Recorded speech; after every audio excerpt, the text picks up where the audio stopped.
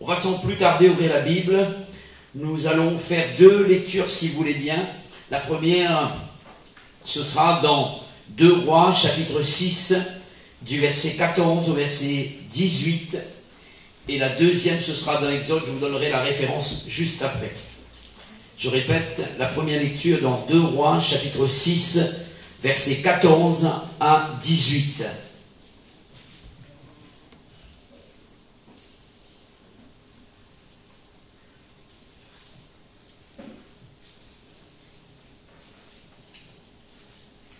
Voici ce que la Bible dit.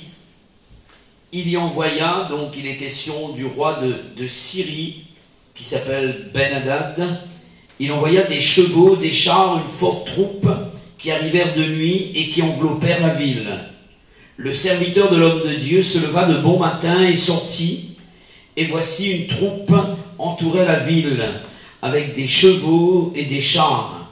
Et le serviteur dit à l'homme de Dieu, donc l'homme de Dieu c'est Élisée le prophète, « Ah mon Seigneur, comment ferons-nous » Il répondit, « Ne crains point, car ceux qui sont avec nous sont en plus grand nombre que ceux qui sont avec eux. » Élisée pria et il dit, « Éternel, ouvre ses yeux pour qu'il voie. » Et l'Éternel ouvrit les yeux du serviteur qui vit la montagne pleine de chevaux et de chars de feu autour d'Élisée.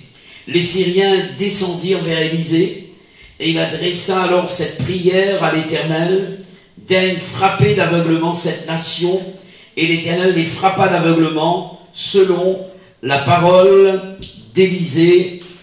Amen. On lira également dans Exode chapitre 6, verset 12. Exode chapitre 6, verset 12.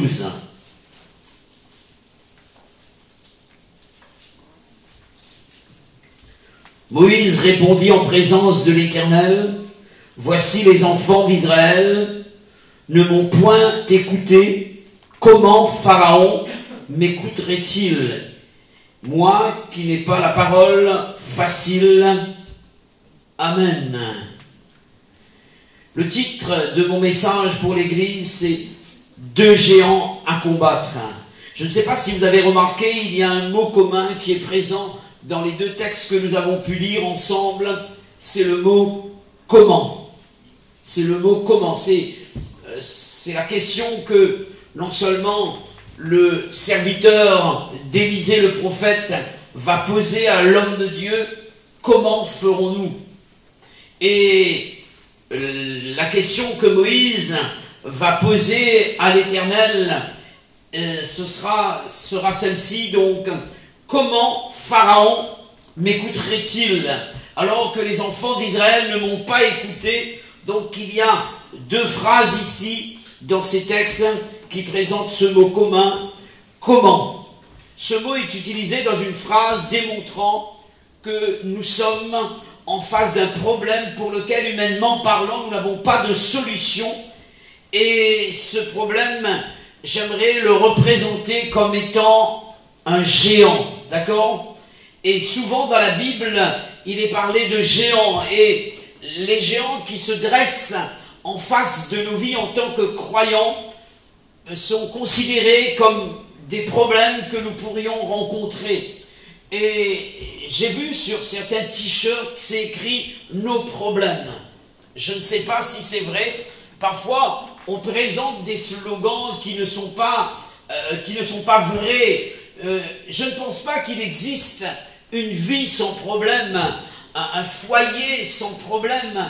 Quel que soit le problème, grand ou petit, il y a toujours des problèmes auxquels nous devons faire face. Et je peux parler de certains comme étant des géants tellement que la situation est difficile et on a essayé par tous les moyens de vouloir et de pouvoir s'en sortir, mais il n'y a pas eu de solution. Ça peut être le cas de quelqu'un ce soir, il se trouve en face d'un problème qui est considéré comme un géant devant lui ou devant elle. Ce soir, la prédication est pour vous et Dieu certainement vous donnera la solution.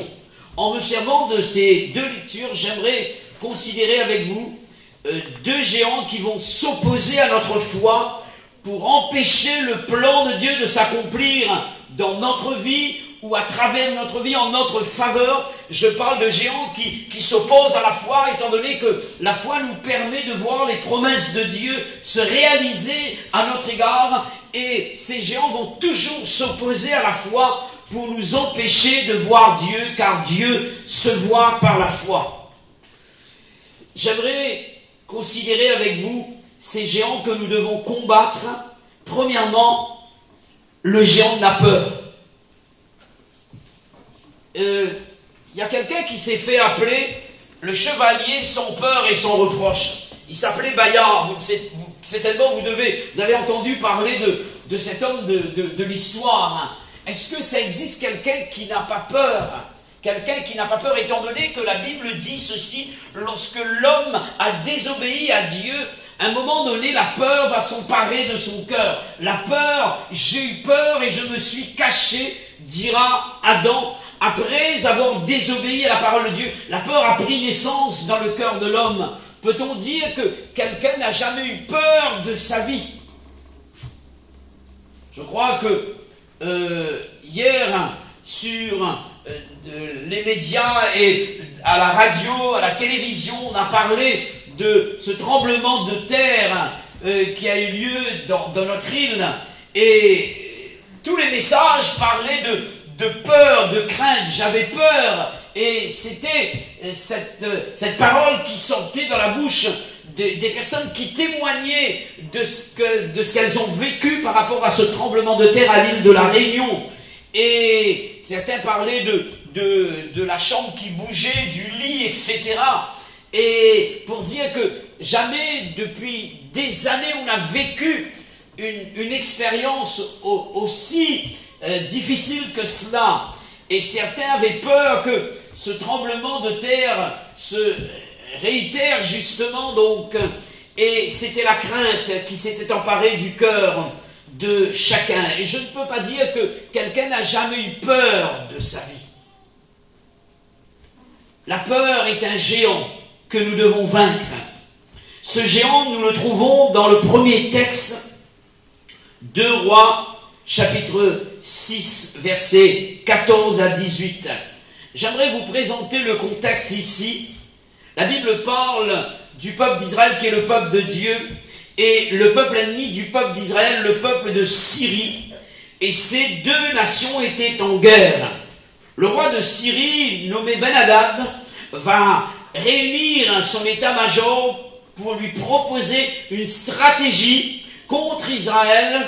Et il était question du lieu où il va se placer. Il va placer une embuscade dans le but d'attaquer Israël et de mettre la main sur le peuple de Dieu.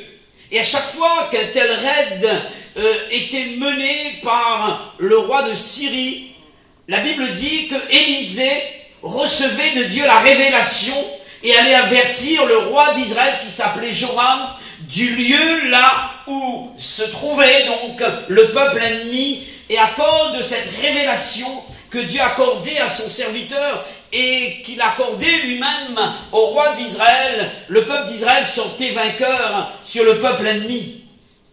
Pour dire ceci, c'est que le Dieu d'Israël est notre Dieu, et ce Dieu-là est avec nous, il est pour nous, et ce soir il est au milieu de nous. Son nom c'est Jésus, et cela veut dire que s'il y a quelque attaque de la part de l'ennemi, nous créant des problèmes, des difficultés, créant la peur dans notre vie, dans notre cœur, j'aimerais dire ceci, c'est que l'Éternel des armées est avec nous. Dieu est avec nous, il combat pour nous, et la victoire est assurée d'avance. Alors que le roi de Syrie décide de s'en prendre, le roi de Syrie décide de s'en prendre à Élisée, qui se trouve à Dothan.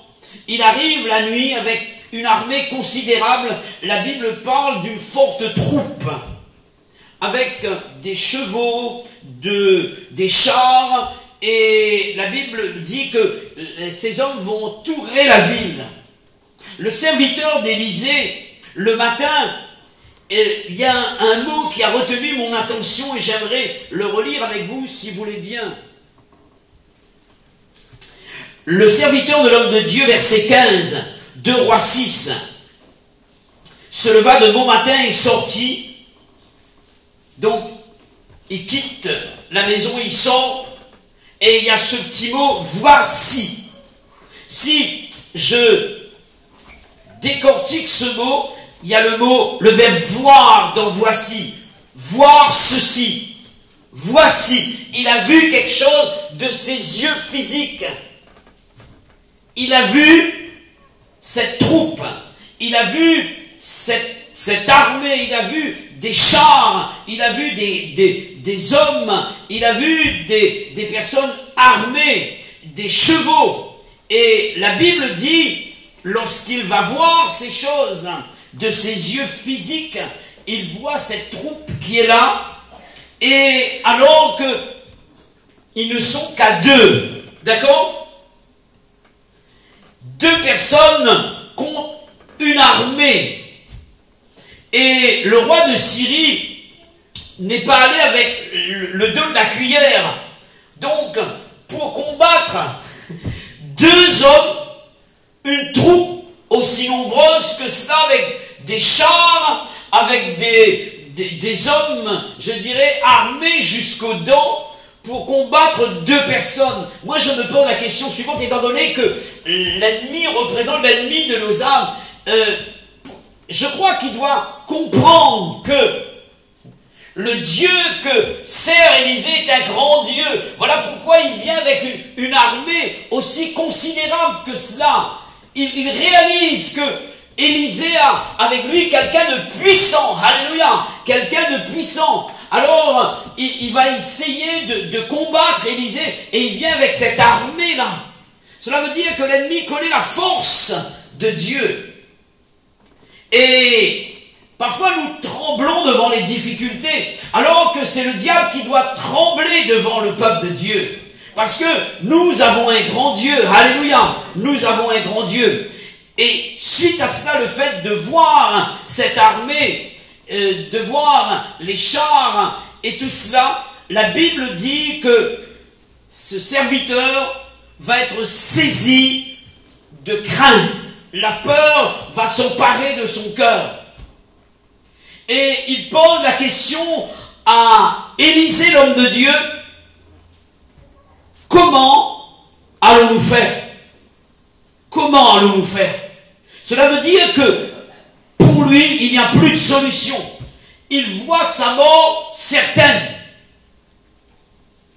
Comment allons-nous faire?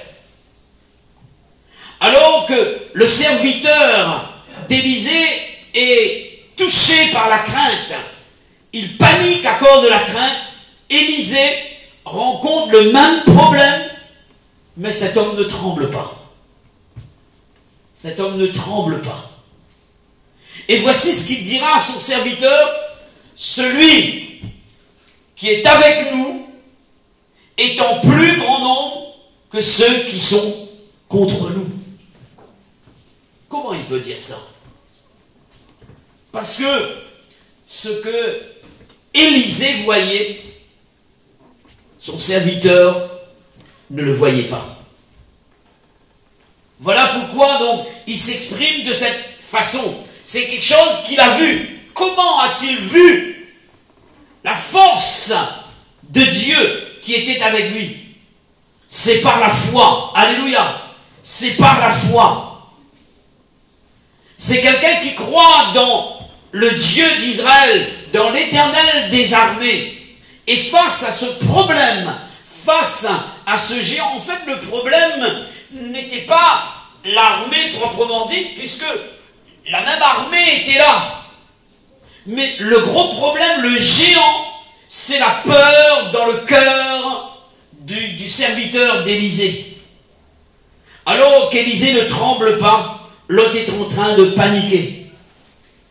Pourquoi? Parce qu'il voyait, lui, avec ses yeux physiques, et tandis que l'autre voyait par la foi. Élisée ne voyait pas que le camp ennemi, et ne voyait pas que son problème. Élisée voyait également la solution, parce qu'il voyait Dieu. Amen. Il voyait Dieu. Qu'a fait Élisée pour que son serviteur triomphe de la peur? Il a prié. Amen. Il a prié. Et la prière, j'aimerais vous parler de deux sujets de prière d'Élisée. Le premier sujet de sa prière: Seigneur, ouvre ses yeux pour qu'il voie. Amen. Ouvre ses yeux pour qu'il voie. Dès qu'on a commencé notre culte, j'ai retenu ce chant: ouvre les yeux de mon cœur. Alléluia. Ouvre les yeux de mon cœur. Ce chant ne doit pas être un chant seulement pour nous ce soir. Toi qui passes par la peur, par rapport aux problèmes que tu vis, toi qui connais un temps difficile, toi qui en face de toi un ennemi, un géant, j'aimerais que tu puisses entrer dans la prière et prier en ces termes: Seigneur, ouvre mes yeux. Ouvre mes yeux pour que je voie. La prière nous ouvre les yeux sur les réalités célestes, mes frères et sœurs, sur la grandeur de notre Dieu. Et nous avons besoin de prier pour que Dieu nous ouvre les yeux. Le problème réel ou le géant du serviteur d'Élisée n'était pas seulement l'ennemi, mais la peur. Vous avez remarqué que la peur nous paralyse. Si Élisée n'avait pas prié pour son serviteur pour que ses yeux s'ouvrent sur la grandeur de Dieu, sur sa puissance, je ne pense pas que ce serviteur serait sorti pour aller affronter le problème. Il serait resté dans la maison. Et la peur nous empêche d'agir souvent. La peur nous fait tourner en rond. La peur nous paralyse. La Bible parle des disciples après la mort du Seigneur Jésus qui vont rester. C'est vrai que Jésus va demander de rester à Jérusalem, mais ils sont restés entre eux. Non pas, ça c'est lorsque Jésus va demander à ses disciples de rester à Jérusalem, il va parler de la descente du Saint-Esprit, il va envoyer son esprit. Mais là, la Bible dit que les Juifs, les disciples se sont repliés sur eux-mêmes. Ils étaient ensemble parce qu'ils avaient peur. Et ils avaient peur de ce qui est arrivé, ce qui était arrivé à Jésus puisse les arriver également. Donc, ils avaient peur que les Juifs, les principaux sacrificateurs, les scribes, tous ces chefs religieux, le roi Hérode mettent la main sur eux. Et sachant qu'ils étaient avec Jésus, alors la Bible dit qu'ils étaient dans la peur, dans la crainte. Et ces personnes ne bougeaient plus. Ne bougeaient plus. Il a fallu que Dieu intervienne pour que cette peur soit enlevée. Et la peur nous paralyse. La peur nous empêche d'avancer. La peur nous empêche d'entreprendre. La peur nous empêche d'innover. La peur nous empêche... Peut-être que quelqu'un, il a des projets plein la tête. Et ces choses ont été placées devant Dieu. Et la peur s'empare de sa vie. Est-ce que je vais réussir par rapport au contexte actuel, par rapport à cette épidémie, alors que je me suis lancé dans un projet? J'aimerais vous dire une chose, que Dieu marque toujours la différence entre son peuple, ceux qui le connaissent et ceux qui ne le connaissent pas. C'est comme cela. C'est à nous d'y croire. C'est à nous de prier. Et lorsque nous prions, Dieu nous ouvre les yeux sur ce qu'il est, sur sa puissance. Et je peux dire que Élisée, ses yeux étaient ouverts. Et c'est la prière qui nous ouvre les yeux sur la grandeur de notre Dieu, sur sa force. Un bel exemple que nous pouvons considérer dans Éphésiens, chapitre 1er, versets 15 à 23. J'aimerais vous citer donc, même si je ne vais pas réciter par cœur, mais je connais donc la pensée qui est là pour gagner du temps. La Bible parle de l'apôtre Paul qui va s'adresser à l'église d'Éphèse. Il dira: ayant entendu parler de votre foi et de votre amour pour tous les saints, je ne cesse de rendre grâce à Dieu pour vous, ne cessant d'adresser des prières à Dieu pour que le Dieu de notre Seigneur Jésus-Christ, le Père de gloire, vous donne un esprit de sagesse et de révélation dans sa connaissance, qu'il illumine les yeux de votre cœur pour que vous sachiez quelle est l'espérance qui s'attache à son appel, quelle est la richesse qu'il réserve aux saints, quelle est la grandeur de sa puissance, se manifestant par la vertu de sa force. Il l'a déployé en Christ, en le ressuscitant des morts, en le faisant asseoir dans les lieux célestes au-dessus de toute domination, de toute autorité. Et il est question de l'apôtre Paul qui prie pour les chrétiens d'Éphèse afin que leurs yeux s'ouvrent, que je ne cesse de prier pour que Dieu vous donne un esprit de sagesse et de révélation, pour que vous voyiez, pour que vous connaissiez. Et la prière nous ouvre les yeux sur ce que Dieu est véritablement.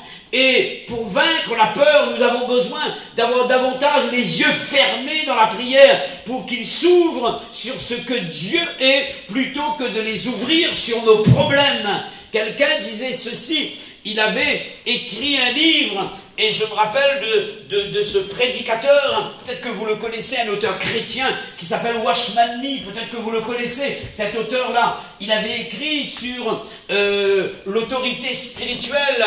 Et il disait dans le préface que pour sortir ce livre-là, il a eu un combat, il a mené un combat entre l'adversaire, parce que l'adversaire ne voulait pas qu'il écrive ce livre-là. Et il disait ceci, que je suis resté beaucoup de jours les yeux fermés, plus que les yeux ouverts. Il parlait de la prière parce qu'il avait besoin de voir Dieu. Lorsque nous fermons nos yeux sur les problèmes autour de nous par la prière, alors nous les ouvrons sur le ciel et sur Dieu, sur toute sa puissance. Et la foi prend naissance de notre cœur et nous voyons Dieu. Tu as un problème qui est là. Tu as une situation difficile. Tu as un géant. La peur se dresse devant toi. Ferme tes yeux sur ce géant et ouvre tes yeux par la prière sur Dieu et tu verras la main de Dieu agir en ta faveur. Amen. Deuxième sujet de la prière d'Élisée, une prière orientée cette fois-ci contre l'ennemi proprement dit. Seigneur, frappe d'aveuglement, et c'est ce qui est écrit au verset 18, d'être frappé d'aveuglement cette nation. Et il va parler des Syriens, de l'ennemi du peuple d'Israël. Cette prière avait pour but d'empêcher l'ennemi d'atteindre son objectif, c'est-à-dire mettre la main sur Élisée et sur son serviteur. Dans Éphésiens chapitre 6 verset 12, la Bible dit, car nous n'avons pas à lutter contre la chair et le sang, mais cependant nous avons à lutter quand même. La lutte n'est pas contre nos semblables, mais il est question de lutter contre les dominations, contre les autorités, contre les princes de ce monde de ténèbres, contre les esprits méchants dans les lieux célestes. Amen. La prière est un combat. La prière est un combat. Et le chrétien, lorsqu'il a un problème, son premier réflexe, c'est de se tourner vers Dieu.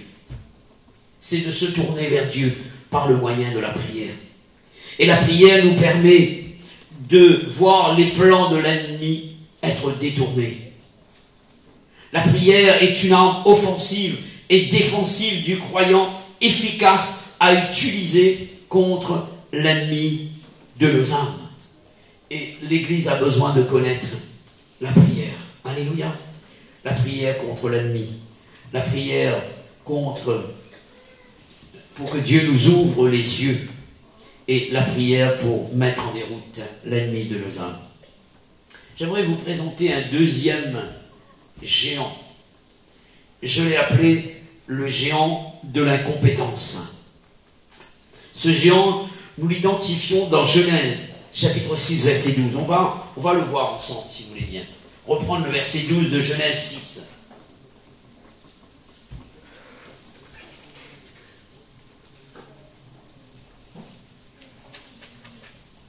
Moïse répondit en présence de l'Éternel, voici les enfants d'Israël ne m'ont point écouté. Comment Pharaon m'écouterait-il, moi qui n'ai pas la parole facile? La question est posée ici à l'Éternel, et c'est Moïse qui la pose. Il est important que nous puissions comprendre ce qui s'est passé, pourquoi la question de Moïse à Dieu ici. Voici le contexte. Moïse est appelé par Dieu pour accomplir une mission importante. Le peuple de Dieu, qui sont des initiés à la parole de Dieu, vous savez de quoi je parle. Et cette mission consistait à libérer le peuple d'Israël de l'esclavage de l'Égypte. Moïse est là donc, et il va, lorsque Dieu lui laisse cette mission, il va répondre à Dieu.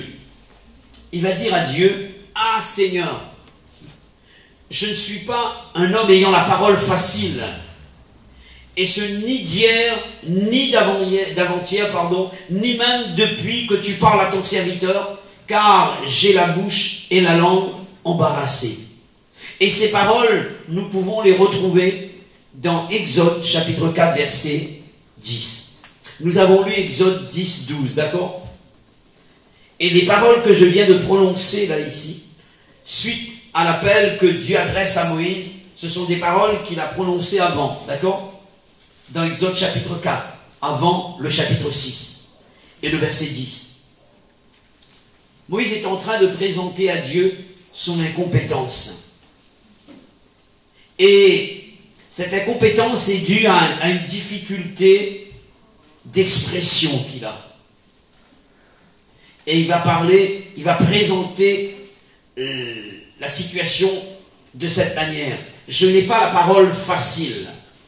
Cela signifie littéralement, je ne suis pas un homme de parole. Ou bien, je suis un homme lourd de bouche et de langue. Ça veut dire l'expression, c'est cela, le terme même. Incapable d'exprimer une pensée dans un style fluide. Et certains disent que Moïse était un bègue. Moïse était un bègue. Et vous comprenez que lorsque Dieu demande à Moïse d'aller se rendre vers Pharaon et d'aller donner l'ordre à Pharaon de libérer le peuple d'Israël qui était ses esclaves, Moïse va parler de son incompétence à Dieu, de son incapacité. Et on peut parler ici de cette situation comme aussi une montagne qui va empêcher Moïse de répondre à l'appel de Dieu, de répondre, de permettre au plan de Dieu de se réaliser pour sa vie. Dieu va lui proposer une solution à son problème. Car Dieu a des solutions pour nos problèmes. Il dira, je mettrai ma parole dans ta bouche et tu les rapporteras à ton frère Aaron et c'est lui qui te servira de bouche devant Pharaon. La solution, elle est là. Dieu propose cette solution à Moïse. Tu ne peux pas parler, alors tu vas tu vas parler à ton frère, tu seras comme ma bouche, et tu parleras à ton frère, et c'est lui qui va rapporter les paroles que je te donnerai à Pharaon. Cette scène-là s'est déroulée à Horeb, montagne de Dieu. Certains ont parlé de cette montagne comme la même montagne que le mont Sinaï, là où Moïse a eu donc l'étape de la loi, etc. D'accord? Cette scène s'est déroulée à Horeb. Donc, Dieu donne une solution à Moïse. Et pour Dieu, le problème est résolu. Dans la pensée de Dieu, Moïse avait compris. Et il attendait à ce que Moïse exécute cet ordre-là. Moïse descend donc en Égypte. Et il se présente devant Pharaon pour lui faire part de l'ordre de Dieu Mais Pharaon refuse. Dieu renvoie Moïse de nouveau vers Pharaon. C'est ce que je vois dans la Bible. D'accord? Et voici quelle fut la réponse de Dieu. C'est notre texte de base.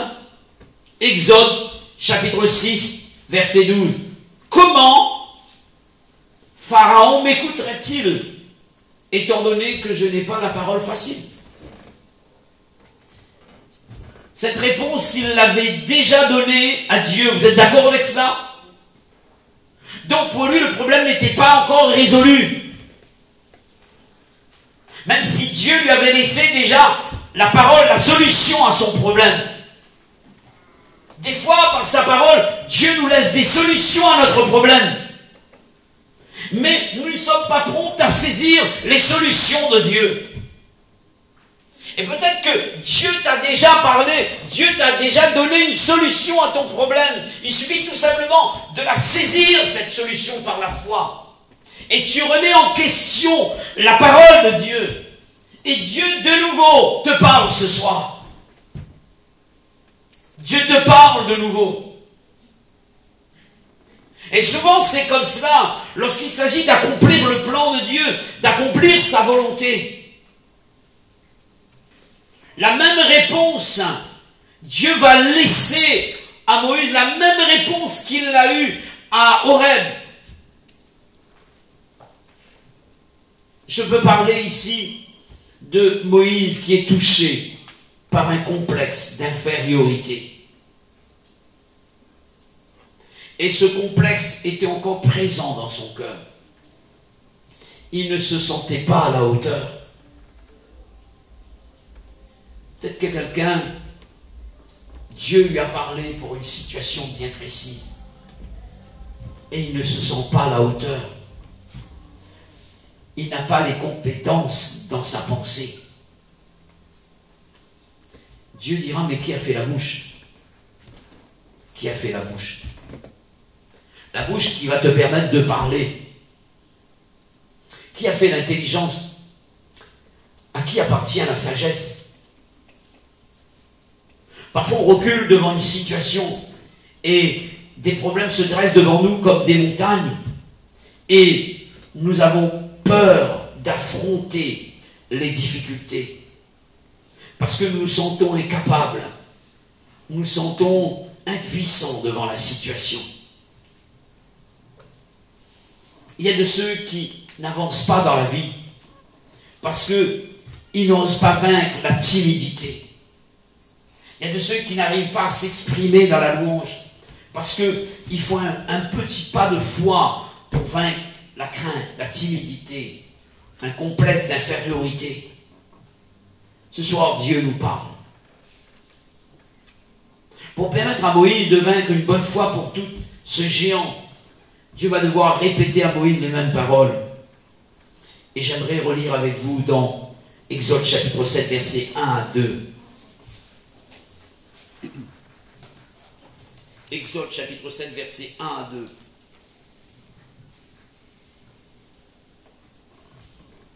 Éternel dit à Moïse, vois, je te fais Dieu pour Pharaon, et Aaron ton frère sera ton prophète. Toi tu diras tout ce que je t'en donnerai, et Aaron ton frère parlera à Pharaon pour qu'il laisse aller les enfants d'Israël hors de son pays. Amen. Les paroles de Dieu sont fortes ici. Il dit à Moïse, je te fais Dieu pour Pharaon. Je te fais Dieu pour Pharaon. Et Aaron devient le prophète de Moïse. D'accord? Aaron devient le prophète de Moïse et Moïse, entre guillemets, devient son Dieu. C'est ce que Dieu dit ici. D'accord? Est-ce que Dieu a peur de Pharaon? Est-ce que Dieu a peur de Pharaon? Est-ce que Dieu sait parler? Bien sûr que oui. Puisque Dieu est la parole. En fait, ce que Dieu demande à Moïse, c'est qu'il donne des ordres à à Aaron. D'accord? Il donne des ordres à Aaron. Et Aaron va donner l'ordre à l'ennemi qui est Pharaon. D'accord? Et il demande à Moïse, son serviteur, de laisse aller mon peuple pour qu'il me serve. Moïse ne doit pas prier Pharaon. Il doit donner l'ordre à Aaron pour commander à Pharaon de laisser aller son peuple. Je vous ai parlé tout à l'heure de la prière qui nous ouvre les yeux sur les réalités de Dieu. La prière qui nous permet de vaincre l'ennemi.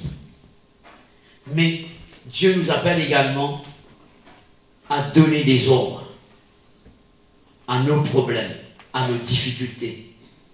J'aimerais vous rappeler ce qui s'est passé, je termine, entre Jésus et un figuier, dans l'évangile selon Marc. Jésus va s'approcher d'un figuier et il s'attendait à trouver des figues. Et la Bible dit que ce n'était pas la saison des figues. Et souvent on m'a posé la question, comment ça se fait que, alors que ce n'est pas la saison des figues, Jésus veut trouver des figues? Et il faut comprendre qu'en Israël, il y avait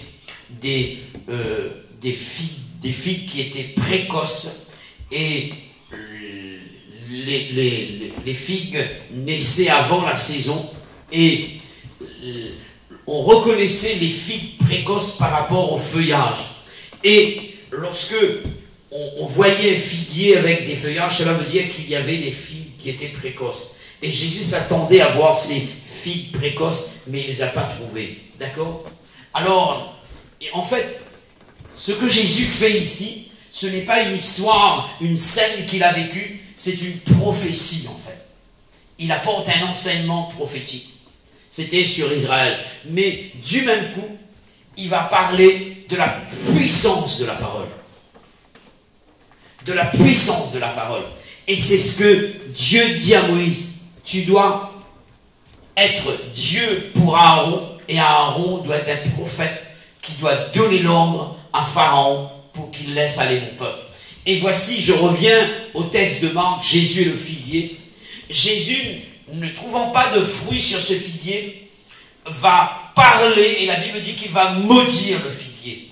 Que jamais fruit ne naisse de toi. Il va prononcer une parole avec autorité.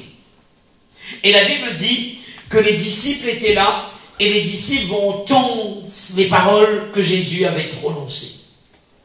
Le lendemain, Pierre regarde et il voit que le figuier avait séché jusqu'aux racines.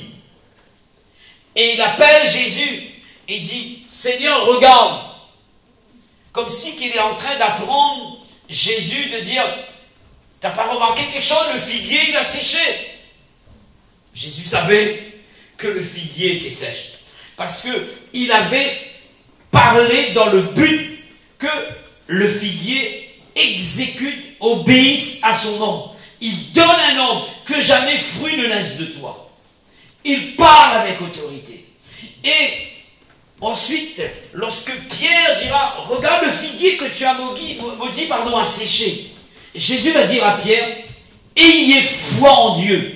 Et littéralement, ayez la même foi que Dieu. Quelle est cette foi? La foi que j'ai, dit Jésus. C'est la foi de Dieu. Et la foi de Dieu ordonne. La foi de Dieu donne des ordres. La foi de Dieu dit à Pharaon, laisse aller mon peuple.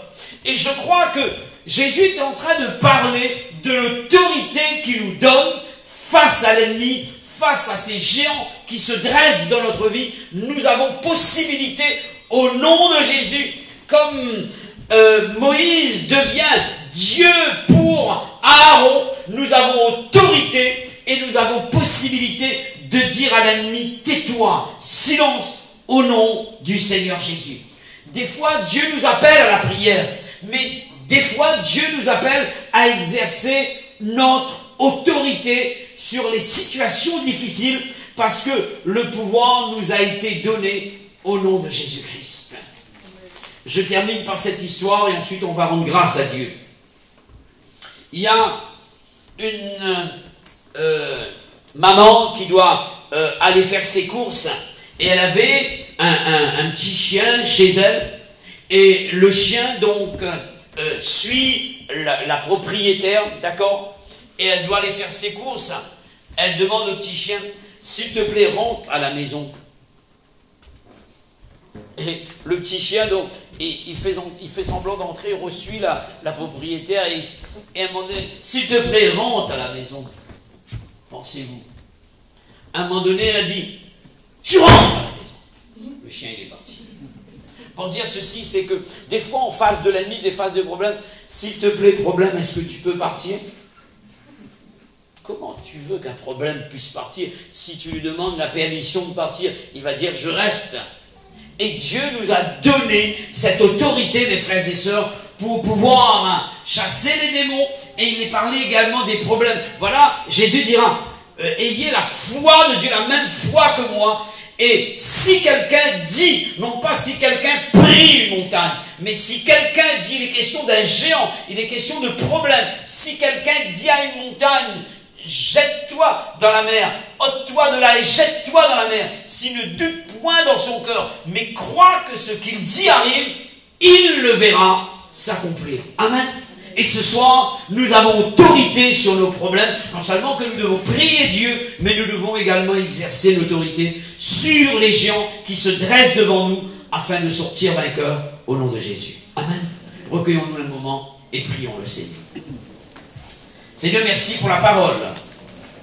Merci pour l'autorité de la parole. Merci pour cette parole qui crée la foi dans nos cœurs.